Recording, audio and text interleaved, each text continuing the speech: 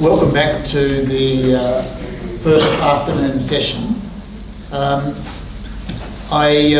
hope you would all agree with me. I think this morning's session went particularly well in that we left a lot of time for discussion, and we had a really good discussion. So that's what we're aiming to do right throughout the program. And I'm sure the members of this panel will play along with that scheme. But we really, in this session, we are, I guess, extending the theme from the previous session. We're focusing on something that people in the military game call HADR, humanitarian assistance and disaster relief, and seeking to draw out some lessons from recent experiences in the region of humanitarian response and disaster management, particularly looking at the different roles and relationships of local players and responders and international responders to emergency situations, how they relate to each other, and whether we can see perhaps some evolution in the way those roles and relationships are formed and the way they play out in practice. We've got three very qualified people to talk to us today. We're going to start with Sione Taumafalau, who's the Secretary General of Tonga Red Cross, and I think particularly focusing on the events of January this year, the volcano and tsunami in his country and the response to that. Sione will be followed by Air Commodore David Homsch from Headquarters JOC in the Australian Defence Force, who will be providing a perspective from the point of view of international response. And then finally, but not least, we've got Miranda Booth, who is a lecturer in humanitarian, disaster and emergency management, at Charles Darwin University. But Miranda is also a graduate of this university and was telling me that she used to sit on the other side of this very room watching people sitting here. So it's a great pleasure to welcome you back, Miranda. So I think without further ado, Sione, could I invite you to kick us off? Thank you, James. May I respect the Aboriginal who own this land, and also the elderly who are with this place, for allowing us to be here today. I'm really delighted, especially for the opening of our session this morning, which really touched to me from the island. Ladies and gentlemen, before I move on, James, I would like to convey sincere thanks to all the people of Australia, New Zealand, Japan, and also those islanders in Ireland who support us on the event of January 2022. Some people thought that we had disappeared in the first 2 weeks, but we still survived. It is hard for us to respond, but I'm glad, and also I'd like to thank the organizer who invited me to come to your very cold area. And I'm glad that I had to stop by Sydney to follow some Tongan friend there to bring us free warm stuff. I apologize for this, and thank you, Henrietta, for the initiative. Before I talk on this event, I think this kind of event is not new for us in the Pacific. We've been born with disaster. That's what I understand. Some of us were born in the sea, and we didn't realize. This morning, opening, some people they're born in a nice hospital here in Canberra. For us in Ireland, We don't know where we put under the tree or under something like that, but we are surviving. Even in, before I move on, James, I told you, why you select us to be here after lunch? Because it's very hard for us to motivate the audience to make sure they are listening to us. But please bear with me if I'm fell asleep. This is 4 o'clock in Tonga. Here we start to finish work and my mind will be closed off. But anyway, James, the event of genuine receiving is bring us together. We always look on some other ways they thought, oh, disaster, disaster, disaster. But on the other hand, the other side of the coin is bring us together. That's what my theoretical view that been there. From those who don't know me, myself, I've been working for over 22 years in Red Cross in Tonga. I was participate on as the first islanders from the Pacific to be part of the response of the National Federation of Red Cross to the tsunami in 2004 or 5 in Indonesia. I was there for 8 months. I almost stayed there, but because I had to go back to the small society. But anyway, I managed to visit Solomon Island for a few times. I was there when the Malaita and Patakanal fighting. I don't know if they stopped or they still fighting now. But I was there to help the tsunami in 2007. The big event for me, I think, this happened for us in January 15. And there's a 3 catastrophe arrived together. First is the volcano eruption. Second, first for us, the Tongan, to experience that those ashes that go up to so many miles and come down on our faces. The second, the third one is the impact of COVID-19 with us. So Red Cross and the government of Tonga, we've been hand to hand to respond directly. As you all are aware, the office, we do not have the capacity to respond, but because of the dialogue that we've been established in the past few years, I'd like to acknowledge the support from the TFED, the Australian government, and I'm glad this one of the lady here used to work on that time in Tonga. We start the project called pre-position of relief supplies in the island. So you are lucky that you are here, but on that talking on the experience, it's better for us to place the relief supplies in the island. So when the disaster arrived, we have some resources on the island to distribute it. Otherwise, we have to carry it in the next 2 weeks to arrive in the island. But maybe I ask my colleagues there to play some photo there, so you can see that one and don't listen to me. So maybe the other one, with the video. And just for information, we've been working together with the government and myself. I'm sitting on, this is the boat that we hire or started to carry the food and other items that are affected the island of Nomoka. It's about 7 hours on the boat to be around in the island, but it takes us about 2 months because the impact of the COVID-19. But same time, the Red Cross is also supporting we have our own relief, especially the hygiene kits and blanket, and also some other necessary, especially for our repatriate flight. They come from the island. So I mean from New Zealand, Australia, even in Fiji, and that's what we been experienced of supporting them. In terms of coordination and cooperation, I think the government tried their best to work together with us on those areas on how we can cope. So, like I said before, we are lucky that the government of Australia could support our program to establish the preposition of stock, so we can utilize this one. And later on, some of the replenishment item has been sent from Australia and New Zealand and other organizations. One area need for your information.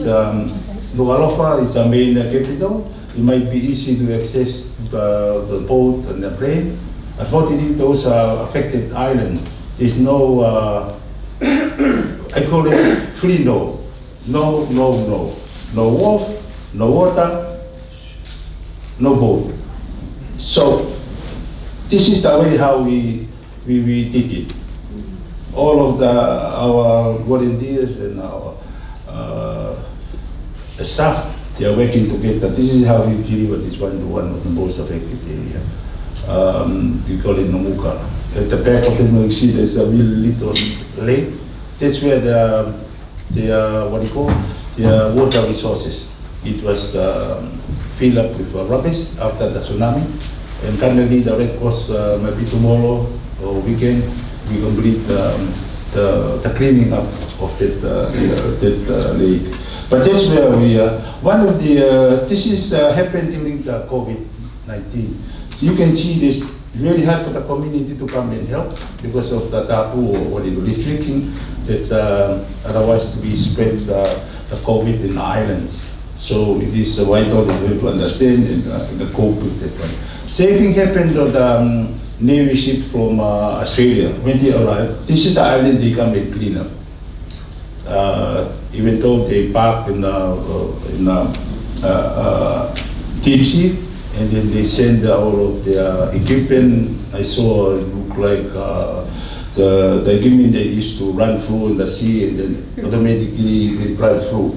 So this is the first ever for our islander to see a tool like this, but it is very helpful for the support from the Australian government, especially in the army. They spend a few months there. Unfortunately, one of the ship were being break down because of the ice and stuff on the water. But this is the first experience for us to work together. But I believe that I'm glad that my colleagues here from the Air Force, they are the one who support us to do the survey from the high survey from the sky and see this is the reality of what we've been doing in the island. We always thought that the facility that we are looking for, we can bring from here to the wharf and then easily distribute. But like I said, the logistic and most of the island remote, and also their water resources is very limited. One challenge that we are facing, dear friends, that it is very hard for us to coordinate and work together of diaspora and donation from, I think it's common in the Pacific chains. Anything happen, Fijian, Samoa, Tonga, Solomon, blah, blah, blah, blah, anywhere, they put everything they left in the container and send it to me, or send it to the island. You know what happened? They bring a lot of bottle of water.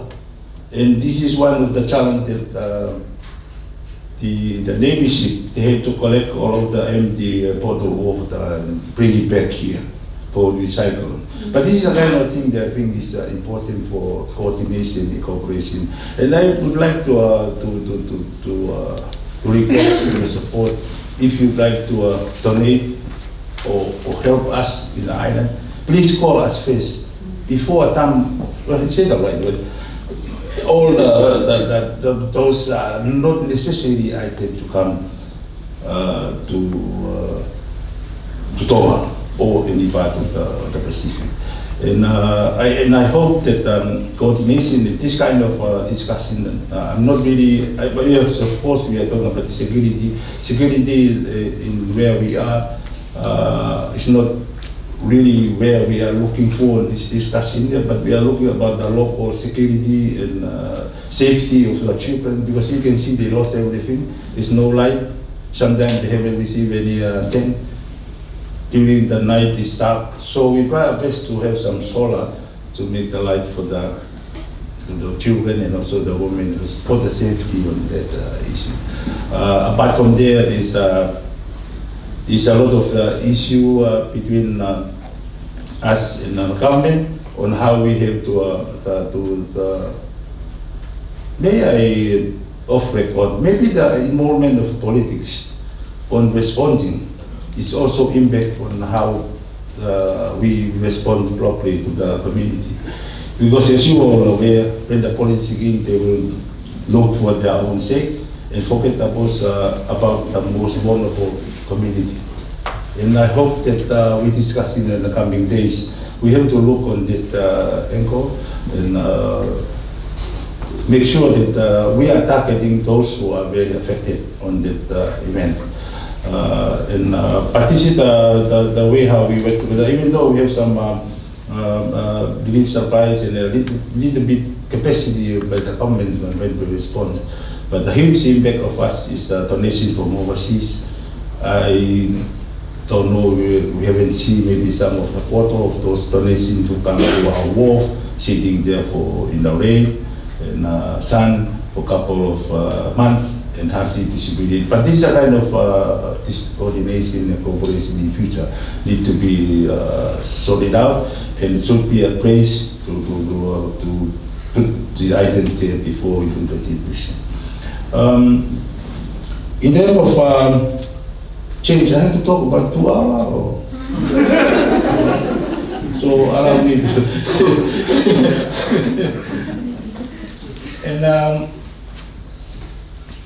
and of course the COVID impact us a lot, even though we start our preparedness from March 2020 and we prepare in Tonga and all of the but finally it was arrived us in February this year, and COVID disappeared in August. That's why I managed to come here today.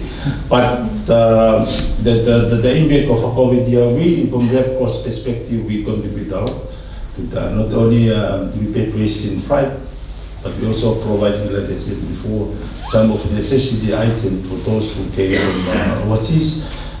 Because we didn't have a proper, we have few hotels there, but very expensive for repatriation people to come and stay there. And then the government ran or deal with one of the premises, you renovate that one, but we are the one who provide the necessity for the blanket, all those hygiene kits and some other stuff for the repatriation. Not only that, but we also providing some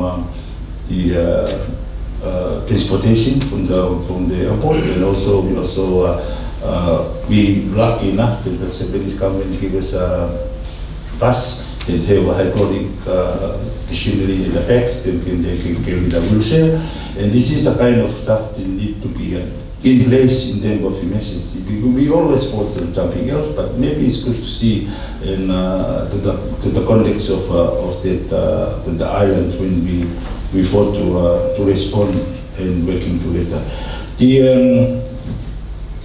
When we work together with the other government, I believe is a lot of layer.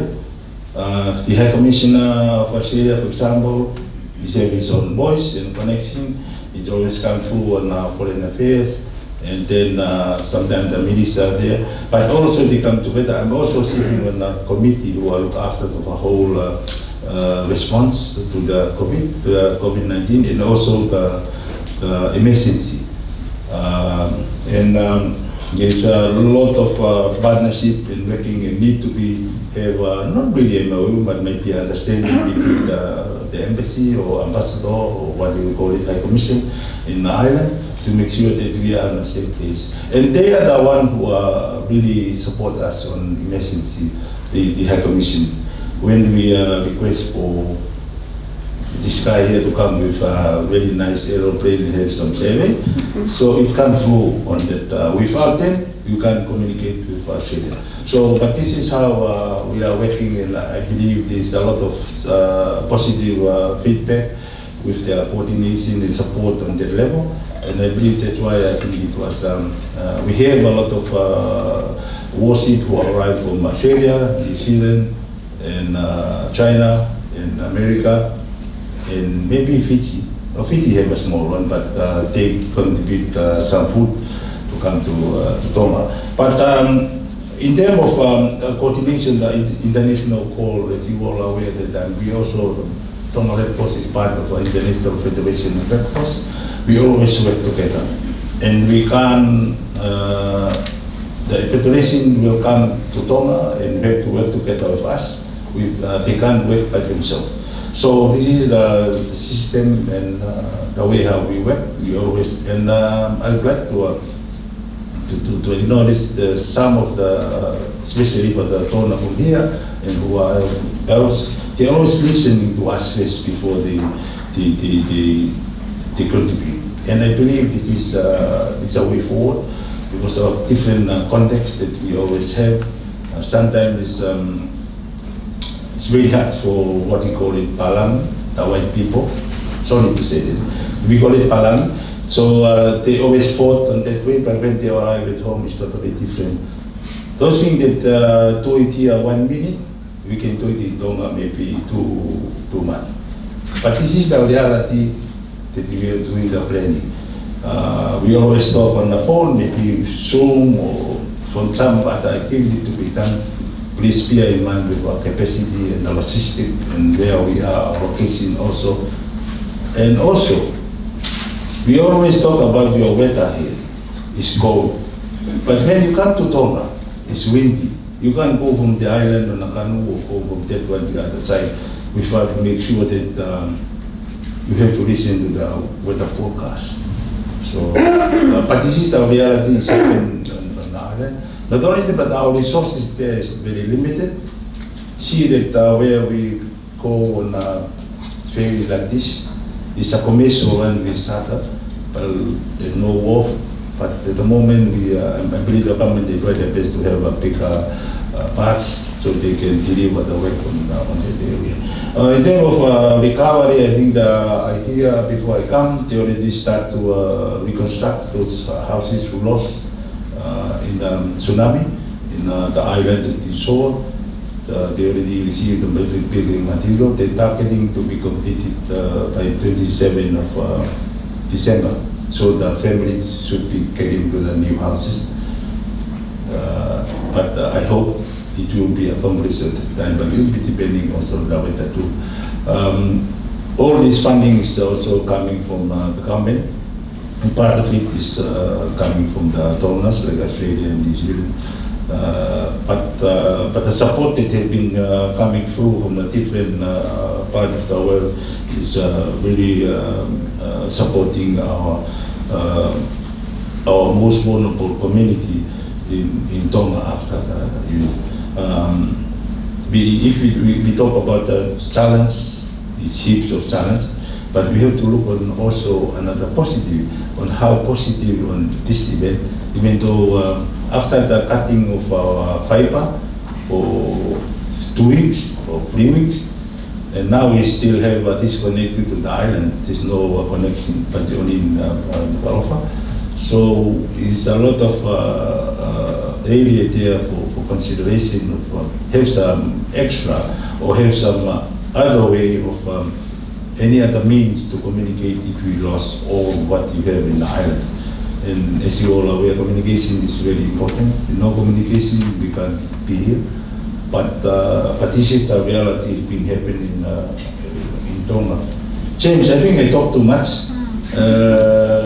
Is any question? I can send you my email.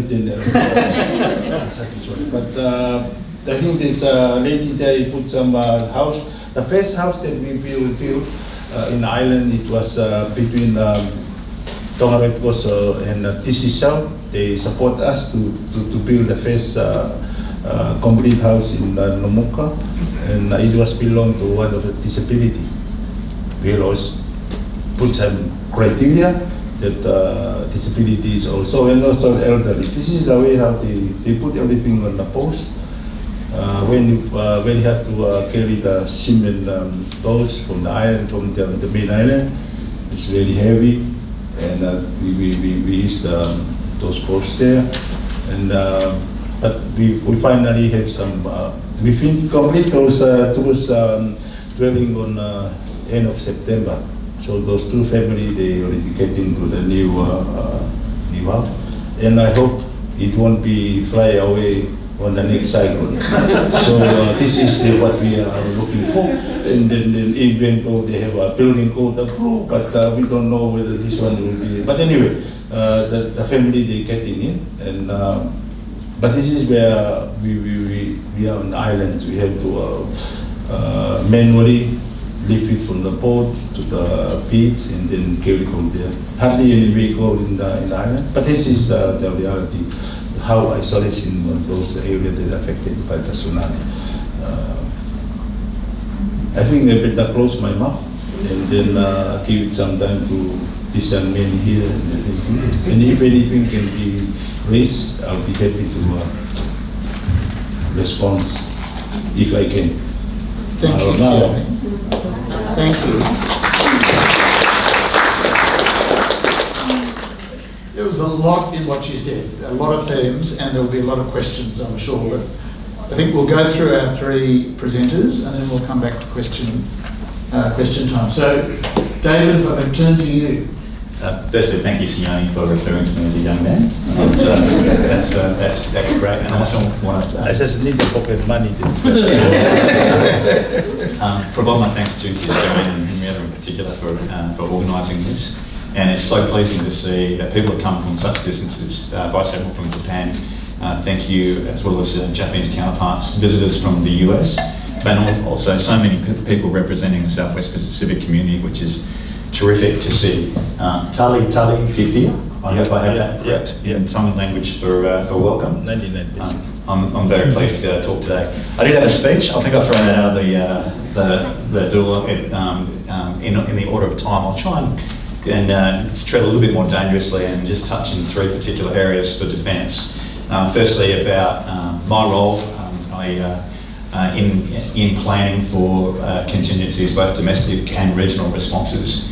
My appointment is the Director General for Campaigning and International Engagement, and at the time of the volcanic eruption, I was responsible with a small joint team, which also members of the Army, Navy and Air Force, as well as civilian representation, close connection with DFAT for emergency response planning, also other agencies like the Australian Federal Police, and political advisors, members from International Policy Division. That small team is responsible for the upkeep of a regional response plan, which is one of the plans in the Australian Defence Force that we revisit, not only because we execute it often, but also because it's so important that we keep it up to date, recognising the significant and stretched period associated with, we would say, with climate change and the extended now high-risk weather season. So that was my role at the time of the volcanic eruption. I'll also talk about the Australian and international contribution, and I'll then talk about the International Coordination Centre. But first, I do want to hit one point, and I want to speak from personal experience because of the comment that came about as to whether the US and Australia belong as part of the Pacific community and the Pacific family. And I guess my comment there shaped out a personal experience because my background when I first joined the Air Force at the age of 19 was as a maritime surveillance navigator on board Australian P-3 Orion aircraft. And so my first visits into the region was conducting fisheries surveillance for Southwest Pacific nations. At the age of 19, I was pleased to say, it was one of those places I could drink legally instead of places like Guam and Hawaii where I had to fraudulently sign the co-pilot's driver's license to get a drink at that age. And so I have very fond memories of my time in the Southwest Pacific, and I very much consider us to be part of the Pacific Island community. Also very proud of the culture and past that we do have in common, getting past a colonial histories with Cook, but also considering our heritage in relation to sports, the role of course rugby, but also women's sports and codes like netball. Very excited about the Pacific Island Games, which are coming up very soon, and other opportunities which we have, things like Indigenous sports representation as well throughout the region. We have a lot in common, and I would hate to think that there's any risk of that fracturing in our close relationship. Also in relation to the US, I'd refer right back to about 1907, the Great White Fleet sailed into Sydney Harbour. I'm looking at our US representative here, and I'm laughing a little bit with you because history sort of states that perhaps when the US came to visit us and their first fleet round the world adventure in 1907 was to see if Australia was worth becoming part of the US empire. But then when they arrived in Sydney and found that we served great beer and rum, I think they realised that, that there was a lot more benefit in us becoming an ally than an adversary. Very interesting in that decision, when you contrast with that with where we're at with coercion from China at the moment, where the first thing they've chosen not to accept from Australia is our crayfish and our wine. For now, I have to say that's a great loss for them. Probably a gain for New Zealand. I'm guessing the wine exports in New Zealand might benefit from that. But it's a bit of contrast in terms of what Australia offers in terms of culture and opportunity. JOC's role in planning, in keeping a regional response plan, is to be able to offer options to government. Hence the importance of having multidisciplinary planning teams. There's no response which we can properly plan for. Each is different in relation to its circumstances and its severity. Tom and Sione mentioned the complexity here was, I don't know, I struggle to think that it might have been really a worst case. So a lack of communications because of the disruption of the underwater cables. COVID, meaning that it was very difficult to place people on the island as an initial response. The severity of and lack of communications, the volcanic ash, which made it very difficult in terms of getting aircraft on the ground, needing to survey those activities.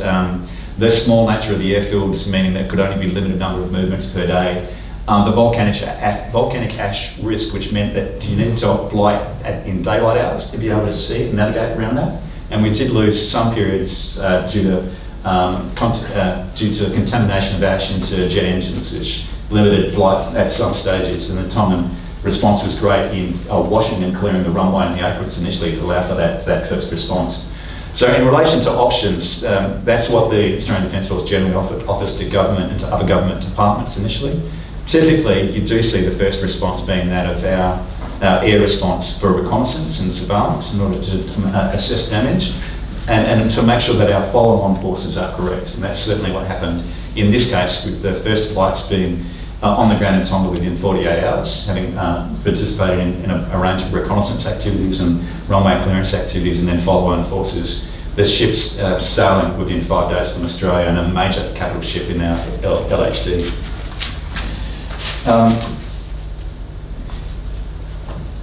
would also stress that that the ADF typically operates in support of government agencies. So DFAT plays a particularly important role. That is historically because of their very strong relationships and the fact that they have people on the ground in most Southwest Pacific countries. Consulates which maintain their own stores of emergency equipment caches, particularly those things which are required first: water, food, rations, emergency medical supplies.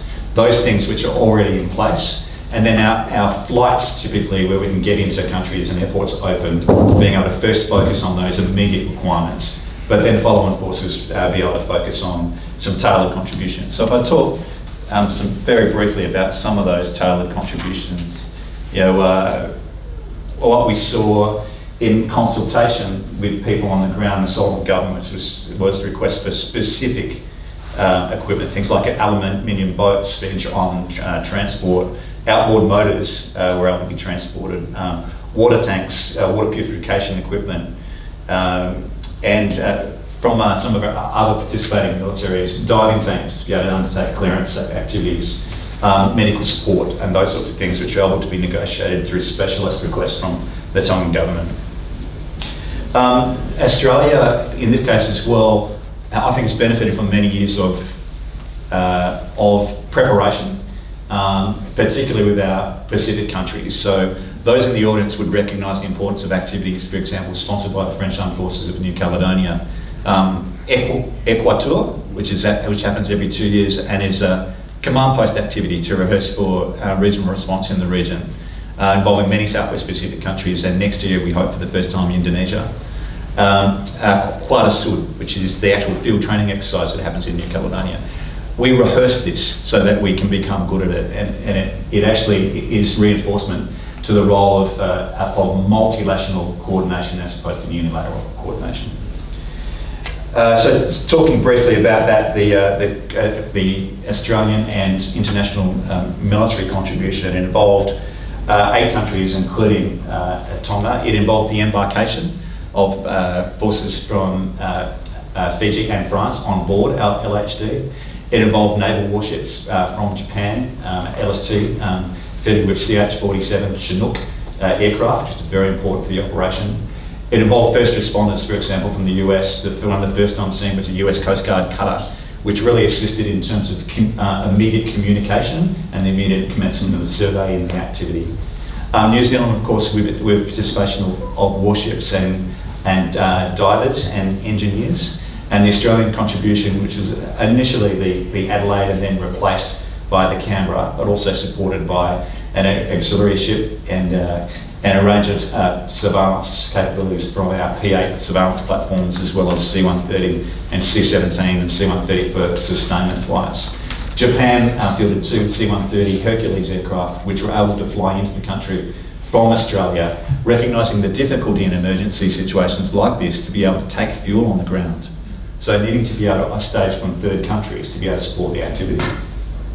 And of course, the other aspect was the international coordination team, and this will be the last thing I focus on. You would think that we would be very rehearsed in the putting together of an international coordination team, because it's something we practice so frequently on things like Equator and Quad regional HADR, humanitarian disaster relief training rehearsals. The significance of this activity was that we hosted that in Australia. And we hosted that here at JOC, which is about a 30-minute drive from here. And it's a very secure operational headquarters for JOC, requiring strict high security classifications for people to operate there. But we're able to operate from an annex and bring in as many partners as possible from those 8 countries which I have mentioned.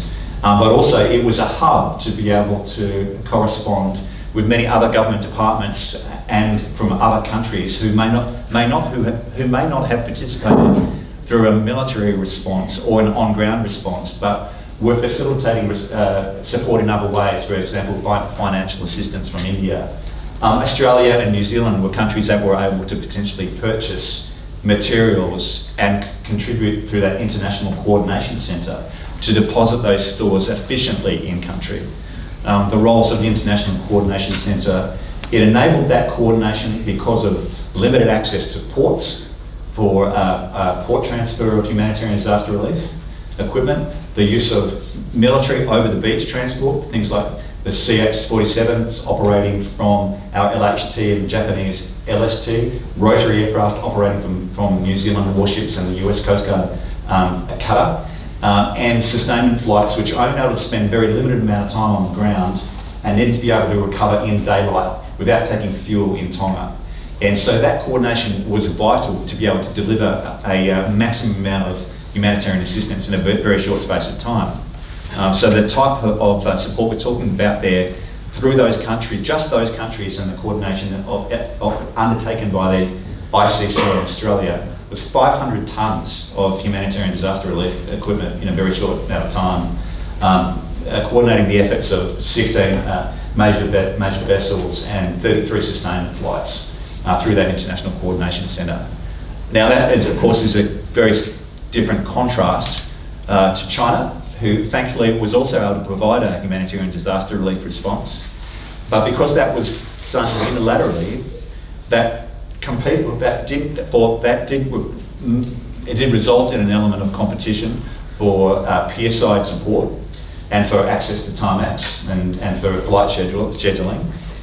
It also meant that the type of equipment that came in from China wasn't able to be properly coordinated. What we had from the ICC was the ability to demonstrate some form of quality control, and so making sure that the materials coming into Tonga complied, for example, with quarantine rules, etc. Ensured there were no banned substances coming into Tonga. And there were examples of that from other unilateral approaches, which I won't go into too much detail on, but I could perhaps take any questions on it if you wish. I think that is time out for me, so I'll end it there. But I have a good deal of information to answer specifics should you have any. And I'd also note that Rob Dickinson's just walked in, which is great, our lead for regional planning. And very good that you're here in a busy time, recognising that Rob's team today is likely to be very focused on some of the seismic activity that's happening in and around the region at the moment. So I'm suspecting that your time here is very precious this afternoon. Thanks, Rob. Oh, thank you very much, David. Yes, I'm sure there's a lot of questions in people's minds to follow up that, but let's move on to Miranda to wrap up the presentation. Thank you. Can you just let me know as well when I'm approaching time? And good afternoon, everybody. And I would like to thank the organisers, particularly Joanne and Henrietta, for this invitation. I just stepped off the plane from Darwin, and if you've ever been there, you can imagine my shock when the plane door opened and I was greeted with this beautiful Canberra weather. But it's a real pleasure to be here, and I'm going to be speaking about what the future of HADR cooperation will look like, or perhaps what it should look like with China. So Australia, New Zealand, Japan, France, the UK and the US do work with China in HADR.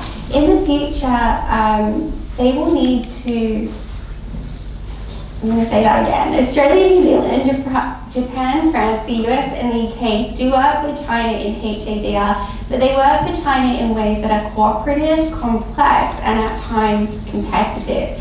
So in the future, these states will need to work with China to actively maintain cooperation and enhance coordination while mitigating the risks that are emanating from geostrategic competition. So there's 4 main ideas that I'd like to share from this. And looking at cooperation first, these states do and should continue to cooperate in HADR, and joint operations and exercises such as Cooperation Spirit or Kakadu, that's hosted by Australia, or Tropic Twilight, which is hosted by New Zealand, are important exercises to promote preparedness and interoperability for humanitarian response.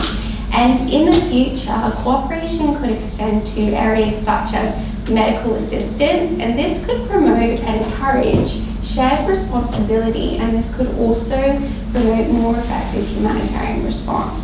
For example, such cooperation activities could see China contribute its Peace Ark hospital ship to Asia Pacific operations in less time than it would take the USS Mercy to arrive in the region if it was based in Hawaii, for example.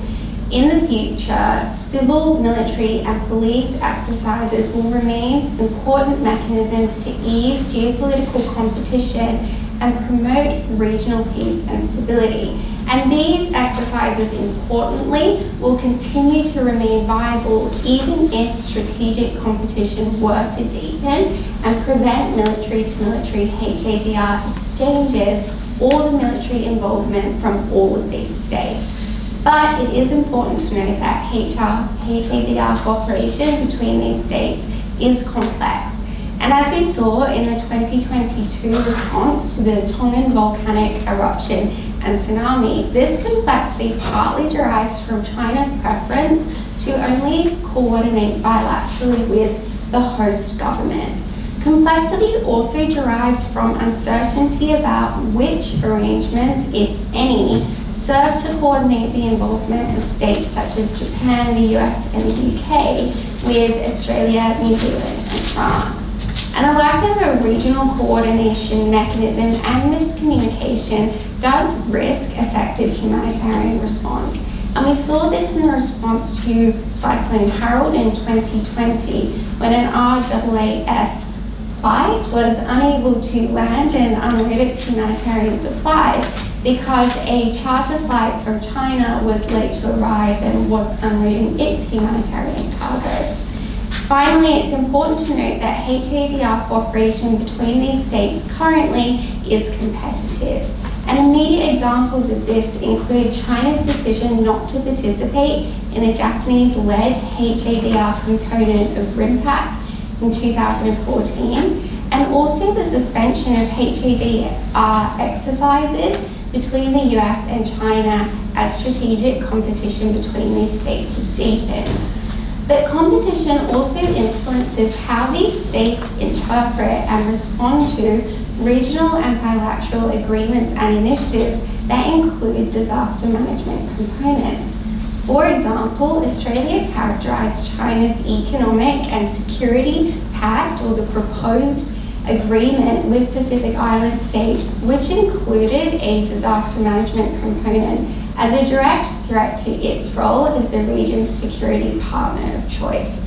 And although the details of the agreement are not publicly available, commentators have suggested that the China-Solomon Islands Security Agreement, which is also thought to contain a provision for disaster management, could enable an increased PLA presence in the region for the purposes of HADR, and this could risk raising geopolitical tensions, militarizing the region, and creating divisions in terms of regional and domestic politics. So there is a risk of polarization there. But humanitarian assistance, and by association HADR, should not be competitive. If future HADR initiatives and agreements reflect the interests of great powers such as the US and China, or middle powers such as Australia, they're also less likely to reflect the security interests, preferences, needs and priorities of Pacific Island states because, as we heard during this morning's workshop panel, they're different. So at risk in this is regional relations, effective humanitarian response, and regional cohesion. So to wrap up, I'm just going to share a few thoughts about what the future will look like. And in the future, Australia, New Zealand, Japan, France, the US, and the UK will need to forge a way ahead with China that exploits the mutually beneficial opportunities of HADR while reducing complexity and managing competition. And one way this could be achieved is by supporting the development of a Pacific-led HADR coordination centre, potentially within the Pacific Islands Forum, and underpinned by frameworks such as resilient development. A Pacific-led HADR coordination centre could host cooperative exercises and workshops with police, military, and civilian elements, and this could be important to promote confidence and solidarity amid competition. Additionally, the Coordination Centre could make and coordinate specific HADR requests for assistance in the absence of civilian alternatives. And this will be important to assist Pacific Island states to manage their absorptive capacity, and it could potentially counter the efforts of any assisting states to politicize HADR. Creating a regional HADR doctrine could also assist with reducing complexity while building cohesion.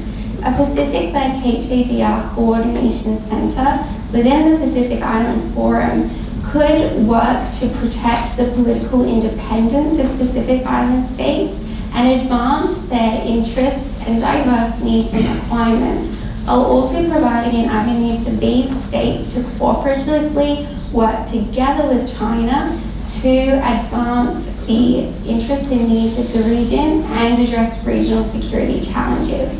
So by creating a Pacific-led coordination centre and prioritising the HADR requirements of the region, all states stand to gain. Thank you very much.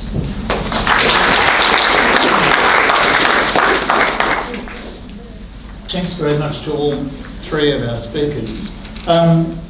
If I could assume the privilege of chairing the session, I just wanted to ask a question of clarification. David, you talked about this International Coordination Centre. Now that was out of Bungendore, right? Yes.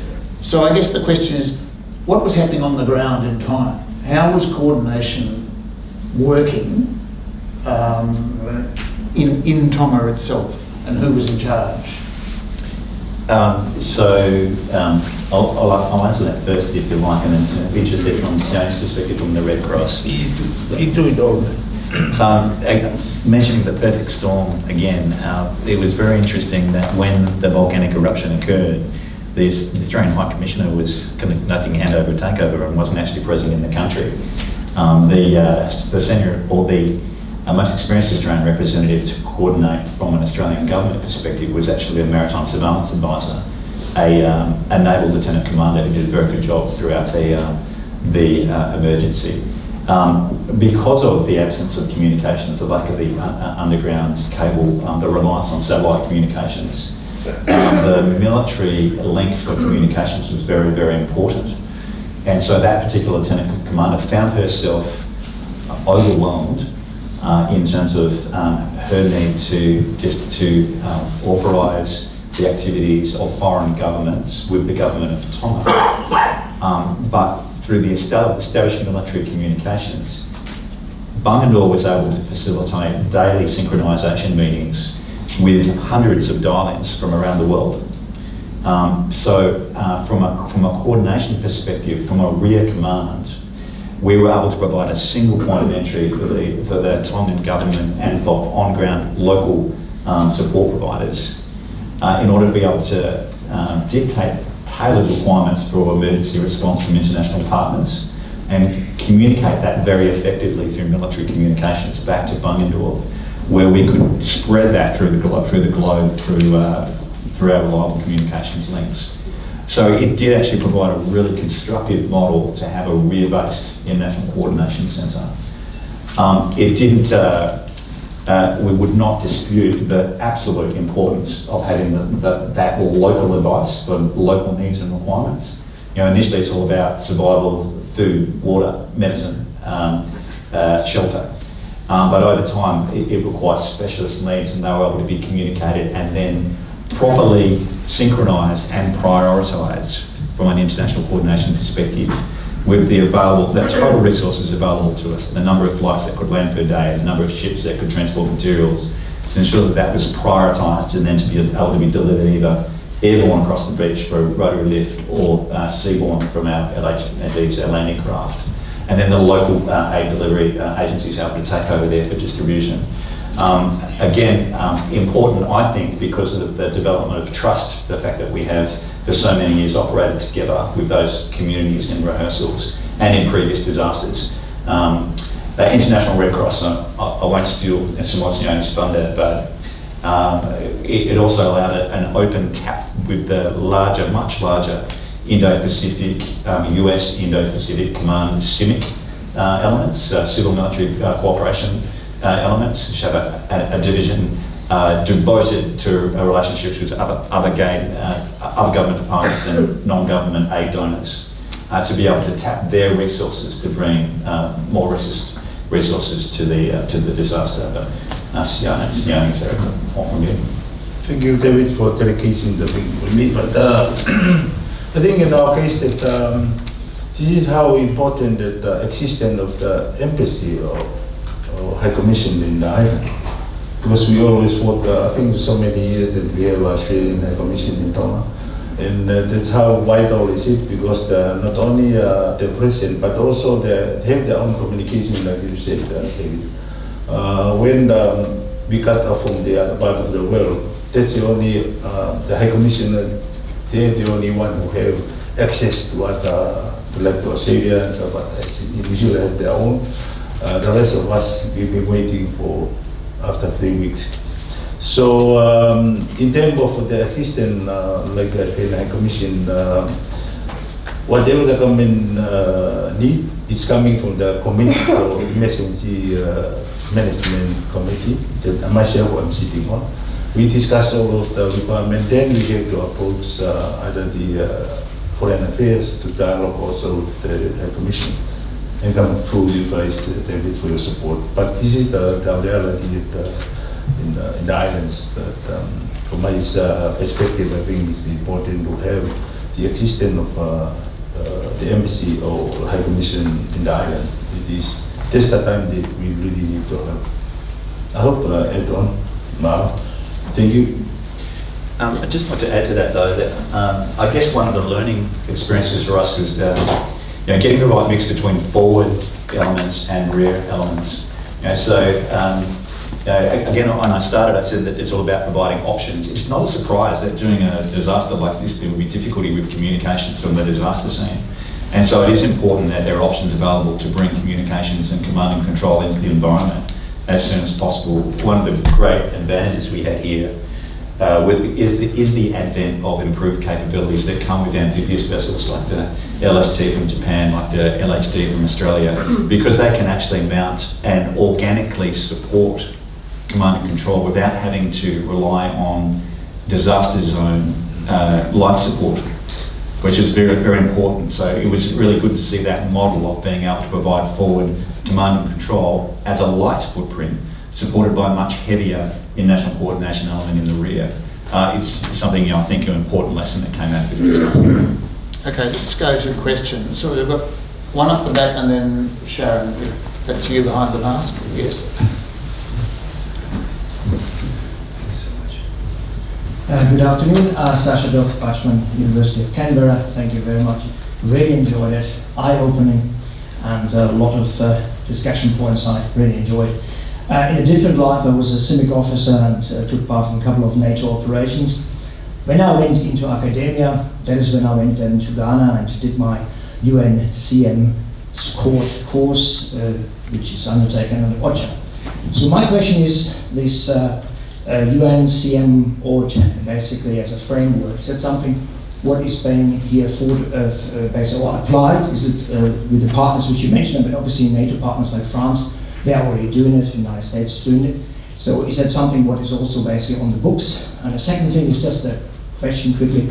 When I was working in Muslim countries, there were Islamic Relief and other basic organizations trying to hijack the humanitarian efforts. And humanitarian assistance is very much something what you can use in the context of downfill, basically, by planting the flag first or second, and then claiming, basically, you can say, the benefits. You mentioned a particular nation here, and also the need to work closer with that nation. Is that something what is also being considered, that there is such a potential for claiming, for example, the benefits, and turning that into a downfill measure, actually? Thank you. So what I might do is I think if I understand the question about civil military cooperation and participation with other government organisations and NGOs, I'll deal with that bit. On the policy issues in terms of operating with partners and whether that also extends to global climate change, perhaps I might leave that one with you to track on that, and I can roll in if necessary. But so dealing first with CIMIC, one of the challenges for Australian Defence Force is we are tiny, really. We are a very small Defence Force, particularly if we contrast ourselves with the US. That comes with some bonuses. We have very personalised contact with our DFAT counterparts, the emergency management team and planning teams within DFAT. DFAT also having accumulated a great deal of experience with non-government organisations, other government departments in aid delivery, their past experiences with AusAid, for example. I guess what I would say is it's an opportunity to make a point that no, we can't have perfect plans for contingencies. They're all different. But it's not the plan that's important, it's the planning that is important. And the fact that we're able to do that in a very tight and small community here from our operational headquarters, close to Canberra, with proximity to experts, academics, as well as DFAT personnel that have those relationships with non-government organisations, it gives us a comparative strength over the US because of our small size. Where we suffer is potentially the resources available to us. And so the US are allowed to focus on a much larger CIMIC organisation and can bring much greater resource to bear. They also have some very long established relationships in the Southwest Pacific through some of those non-government organisations. I mentioned some of them earlier, things like the Peace Corps. Perhaps has fallen into some decline, and we would hope that that continue to be strengthened. Other activities like the missionary programs, which the US has been traditionally very strong with in the Southwest Pacific. And so they have on-scene local community contacts, and they're able to bring the strength of those resources to bear, particularly if well coordinated through the multinational apparatus that we talk about. So I hope that sort of in some ways talks about the strengths of military cooperation and some of the advantages that Australia has in its small scale. There's no New Zealand representative here, but I'd also talk to their experience and particularly their cultural alignment in the Southwest Pacific, and it was spoken about with the Polynesian Bridge for New Zealand, giving them some advantages as well in terms of their knowledge of the region and their ability to be able to contribute some advantages and strengths which may actually be an improvement over Australia in that environment. So we draw on each nation being drawn upon their strengths for civil military cooperation. Thank you. So from what I understood, there's two parts to your question, and one was speaking across the dying space, and then second was what role, if any, would be UN SimCord in the future of cooperation. So speaking across the dying space, my brief response to that would be that in the future, China and the United States, as they continue to modernize their militaries, will have some of the most significant capabilities and military assets in this dimension. And I think that any military asset that could be used for traditional war fighting or defense and deterrence functions could and potentially even should be used as a force for good. And in terms of the role of UN SimCord, I think one of the benefits of civil military coordination policies that are delivered by the UN is that it recognises that militaries are not humanitarian actors. They are a tool of statecraft, and even if you look at the differences, David, you mentioned Australia's CIMIC doctrine, but also the United States. No military will have the same understanding of what civil military cooperation is. In every operation, every military will have a different mission purpose as well. And so UN SimCord is always going to be important to ensure that there is that minimum level of communication between the civilian and military actors, and the minimum level of necessary information is shared, although that will depend based on whether it's a complex humanitarian emergency or a more a disaster response, for example, that may be occurring during peacetime. There's definitely an important role for those SimCord frameworks in the future, purely for the fact that it's essential to have this minimum level of communication, and also because the military's mission statement, the military's understanding of the response will always be different. I hope that answers your question.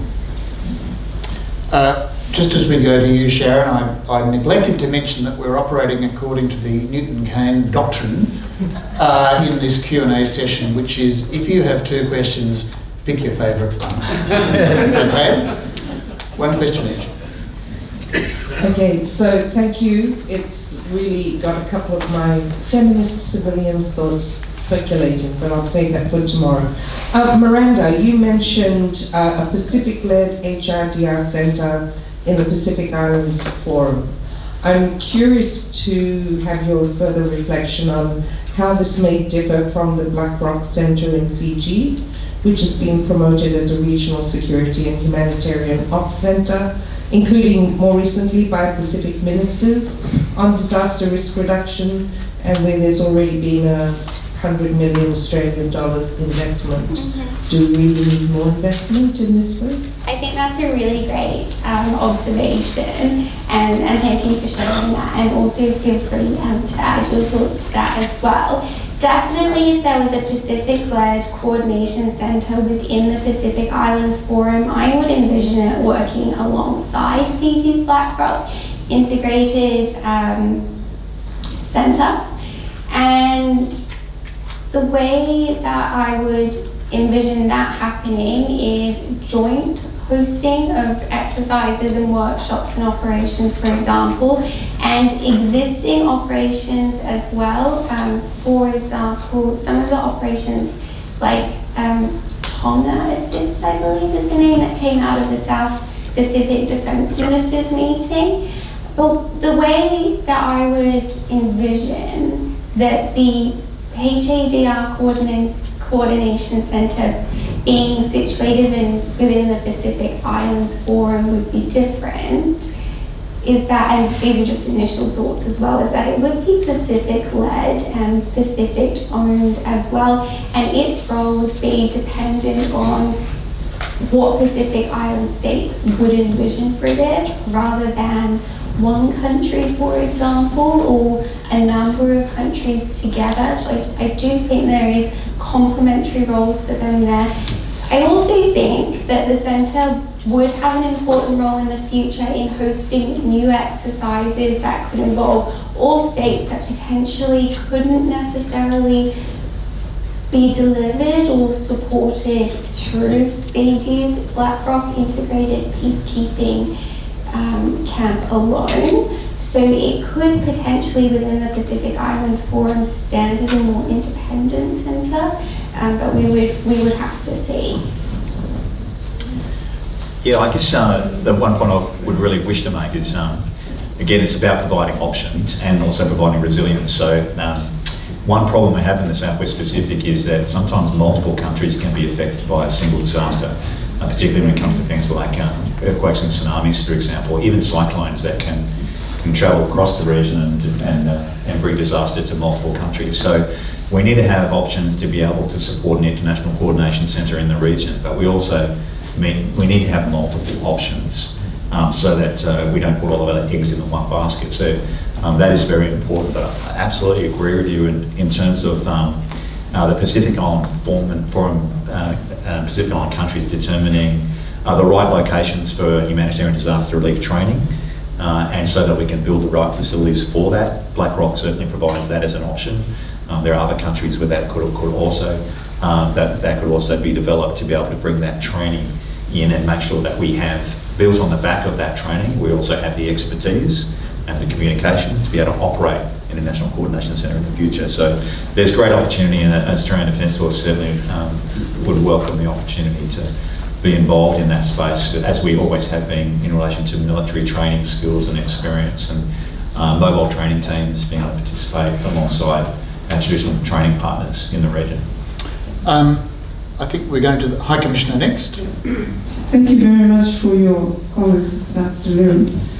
I think there are so many different layers here, as well as perspectives starting to come. And what, for me, when I listened in on the conversation at the start, was talking about the, an approach to using the military strengths, as it is as to put it, that could be employed or engaged to improve, and also as a first response almost immediately. And I think that's been managed very well. And I do welcome the thinking about looking at collectively how that could be improved. But I also think we should not discard the fact that you still have to build the capacity on each island country. And it brings me to think about whether all of the Pacific Island countries are actually aware of what is there. Other than the regional programs or the international programs to which many of like myself and others at a different level would understand or know. But in some countries where the bureaucracy is not so, apt on things, you need to be able to bring out to them the choices, that there are choices they can make. And then it comes down, of course, to us actually making the decision. Because I'm listening and I'm thinking, this decision is being taken elsewhere, although we've been consulted, but it seems like, do you listen? Do you listen? And it brings me back also to a point that you made at the beginning, Mr. Holmes, about a family, that US and you with your relations, you see us as a family. That's what I would remind all of us here. The context of family in the Pacific is built on two things: trust and respect. And when you come into a Pacific family, actually it's like a marriage. It's for life. And you treat each other like a member of a family, not like a pesky brother that you slap down and pick up, or a sister that's irritating and you can turn her back on or not. That's why I'm coming to the point, which is so critical. You share. There is so much that you share, but you only go so far. And when it comes to critical information of security, and which is why when you bring up China, many of the Pacific countries, just stand back, because we see things differently, or we hear things differently.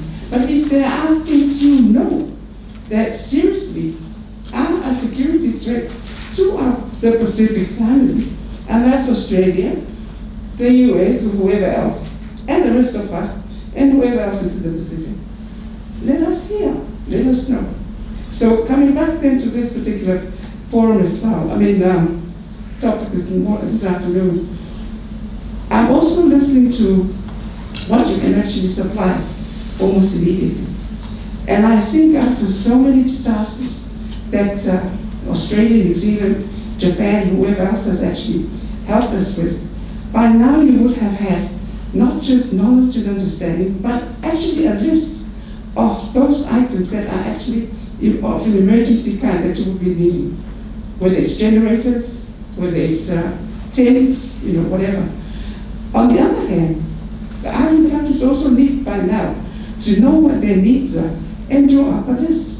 And I sympathize with Sioli because we've experienced this so many times. Our diaspora sending containers. They're sending it from here or from New Zealand. And you open up the containers, it's all perishable goods. Or it's winter clothing that you don't need in the Pacific. So what we should have, or have a list of non-perishable items that are needed. Cans of food rather than milk cartons that go, rotten. That's the sort of thing. Because I think if we're going to be mentally prepared in that way in terms of meeting disaster head on, and it is happening regularly, by now we have gathered the knowledge to be able to start looking practically at what's needed on the ground, even before you lift off to start the lift off. Thank you. Thank you for that discussion, and I absolutely agree with you.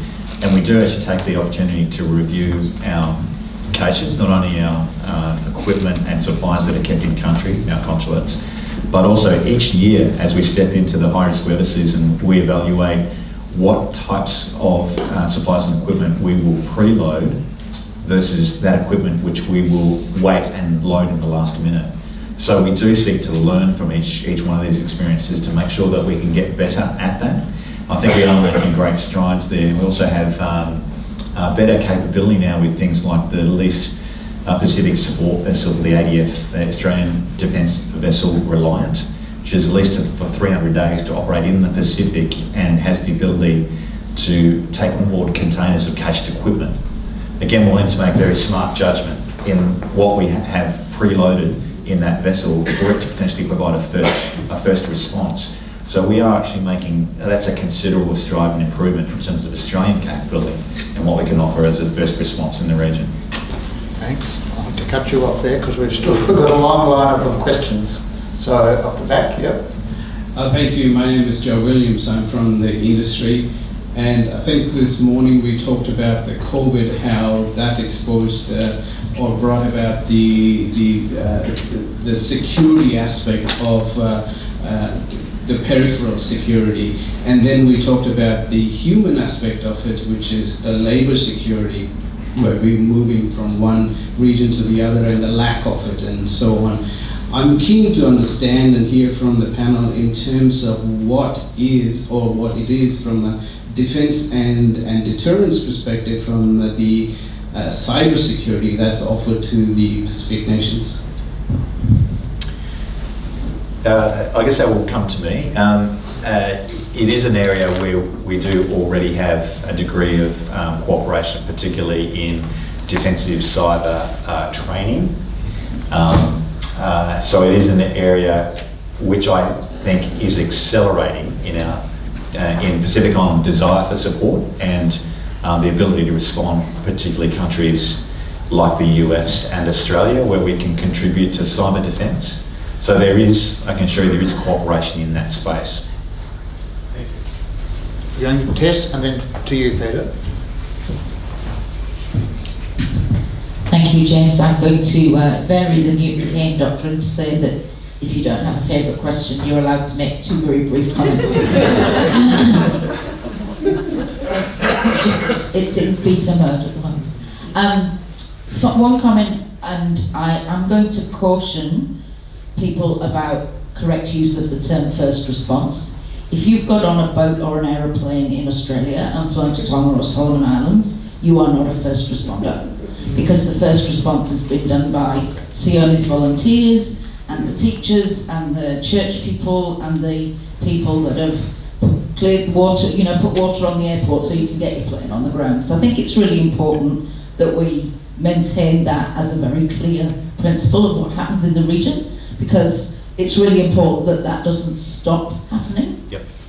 Miranda, your point about the Pacific-led response centres. So a number of years ago, Anna and I and Jose made a submission to what was the SSCR around something very similar. And I think how I might have answered or added to your answer about the question as to why that and not BlackRock is because, as we know from disaster response in the region, there are some other, it's not all about the military. There are really important roles for public servants to play. There are really important roles for the private sector to play and civil society. And the way we envisioned it was that this would be a way of being able to put together cohorts and cadres that would draw whatever skills were needed. Sometimes I've worked in disaster response in the very early days, and sometimes what you need is you need someone out of the finance ministry to come and set up databases to work out what are you going to do with all the containers of stuff that turn up and things like that. So I think that's why the forum, the Pacific Islands Forum, is a better location for a whole of an across the board coordination response, because it does need to bring in more than just the military partners. Thanks. Thank you, Ted.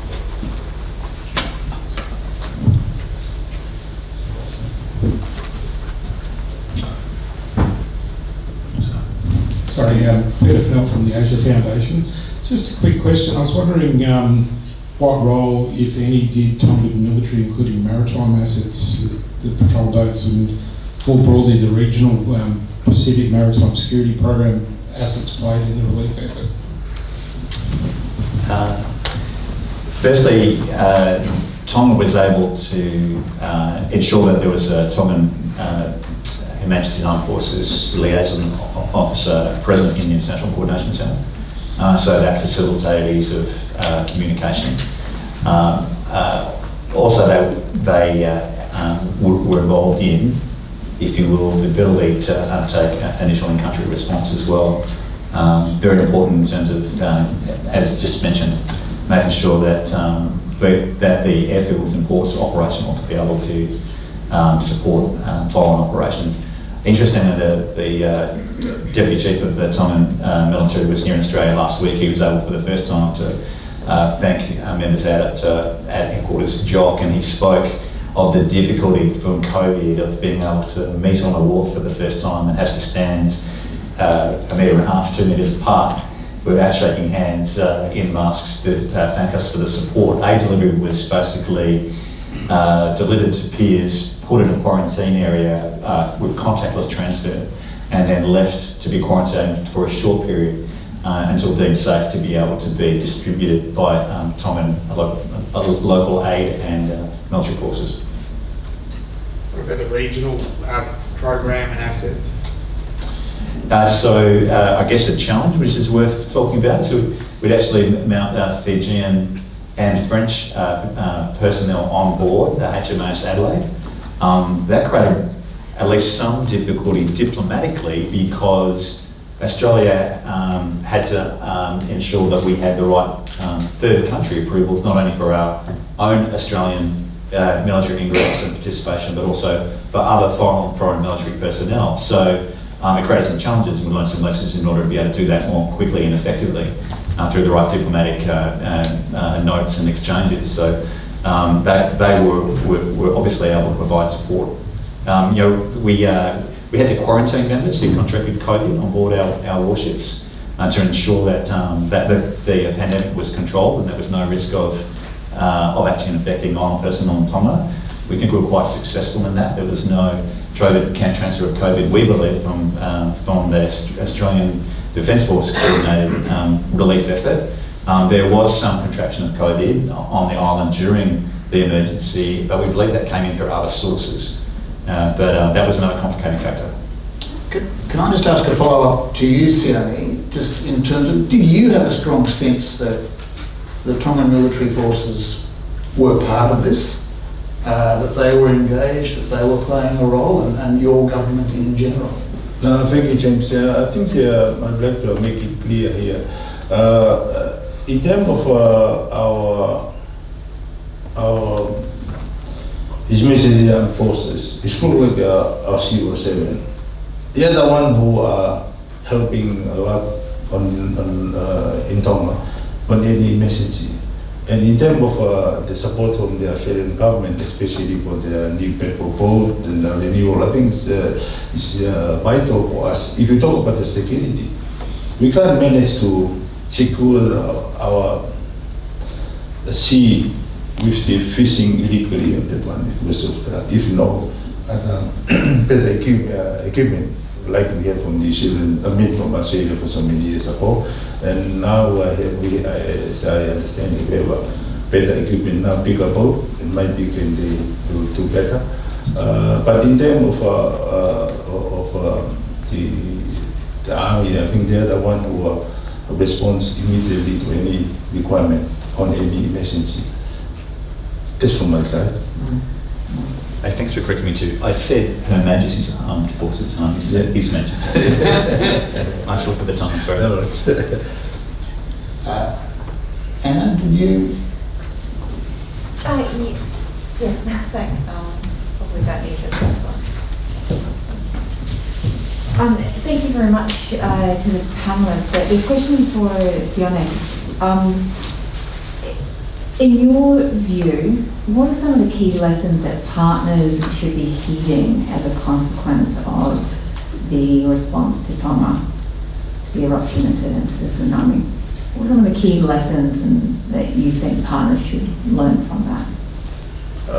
Thank you for the very important comment. I think what the lesson learning here is to coordinate. I think the important coordinations.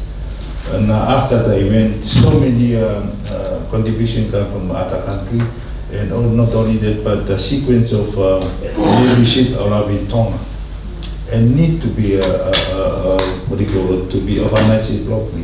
We do not have any facility to store all of the contribution from the Australia or New Zealand or overseas, even China. It was staying in a wolf sea and sun and rain. So this is the thing they need to be coordinated before his arrival, because we do not have the facility to look after those items that be donated from overseas. And I believe that the coordination like that should become through a committee, or not only that, but also there is a donor partner meeting that the government is to host. So all of the high commissions and all of the diplomats should be there, so they can discuss how then we can way forward, instead of putting all together to a big ship and country. The staff will be staying around in a wharf, not enough space to. But I think this is our context. We don't have any better stuff, but I believe there is a lot of work done by government of Australia for extension of our wharf. And so I think there's a lot of lesson learning from this event, because this is a best ever event to come together for free items that we are looking for. But I believe there's a lot of lesson learning on coordination and cooperation also. I hope I answer what you, but I can change and explain it later. Okay. Take care for the offer.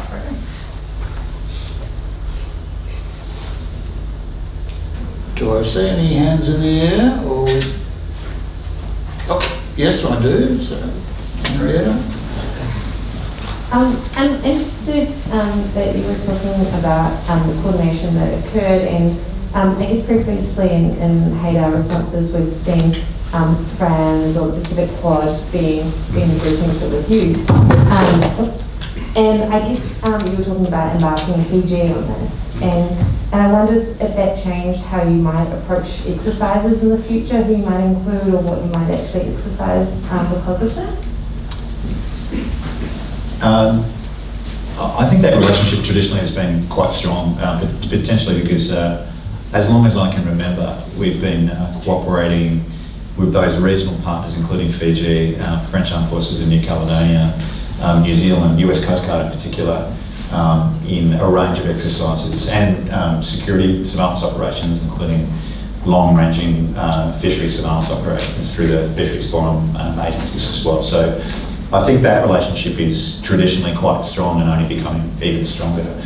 New partners to the region do include Japan, and Japan is stepping up considerably. We are doing a lot with Japan to understand our national strengths and what we can bring to the Southwest Pacific.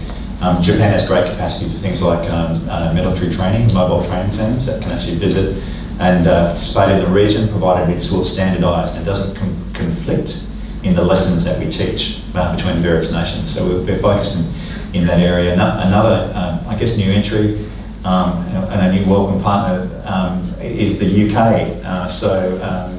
UK now has 2 ocean patrol vessels that are participating throughout Southeast Asia and Southwest Pacific on a permanent basis, and that was certainly involved. A UK ocean patrol vessel was involved in the Tonga response, providing for that ability to bring a very rapid response into the region. Can I ask a question? Yes, but we'll have 2 to go.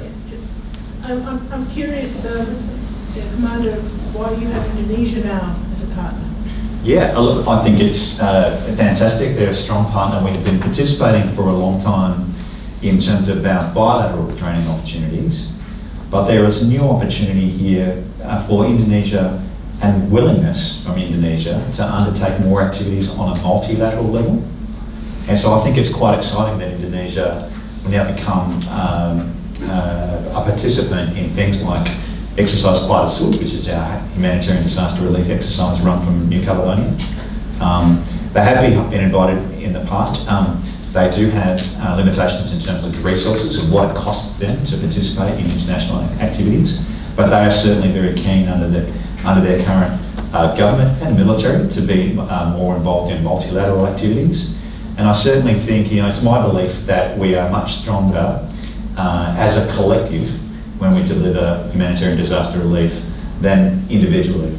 The strength of those partnerships is really, really important. The more flags we can bring to post, the more flags we can bring to the cooperation gives us greater diversity and greater options and greater resources. So I think it's a very welcome addition that Indonesia now is considering activities, including in some of our Southwest Pacific exercises. You're going to have to be quick. Okay, just a couple of reinforcing parts, I suppose, to what Commodore said. The International Crisis Coordination Centre. Can you reintroduce yourself? So I'm Rob Dickinson. I work at Headquarters Joint Operations Command. I look after the regional plan for humanitarian aid and disaster relief in the Southwest Pacific and wider. So we led the work for the Tonga Assist mission, and I was lucky enough to sit in the staff talks last week with Tonga. The International Crisis Coordination Centre, we set it up pretty much from scratch in January in response to the challenges we faced in the region. And it is something that we've now talked about when we stand it up again, whether we do it here in Australia or we actually take it forward into the region to the affected country or to a country that is further forward and hub and spoke in that sort of relationship. I think we will plug and play nations into it depending on where the challenge is. We sat there yesterday afternoon after the impacts in the Solomons and talked about whether we could stand up. Luckily, we've already done some initial reconnaissance, and at this stage, we feel that the infrastructure is not significantly impacted upon as a result of what happened in Solomons yesterday. So our response option was started yesterday, having just come from the plan this morning. I think that we're in a reasonable position that we won't necessarily have to go that much further at this stage. But we have the ability to ramp it up very quickly. But that crisis coordination centre could be anywhere. Post Tonga, we now have the links set up. We can call it at a relatively short notice. We also have the advantage of being in Canberra, where we have a lot of the embassies and commissions, and those contacts have now been established that we could build it and set it up tonight if we had to. So we've learnt. Someone asked about lessons being learnt. That lesson has been learnt, and we're ready to go for the next challenging phase. All right, well, our time is up, so I'll have to draw a line there at the end of this session. But there's a lot of issues there, and I think there's still some unanswered questions. But we could talk about some of that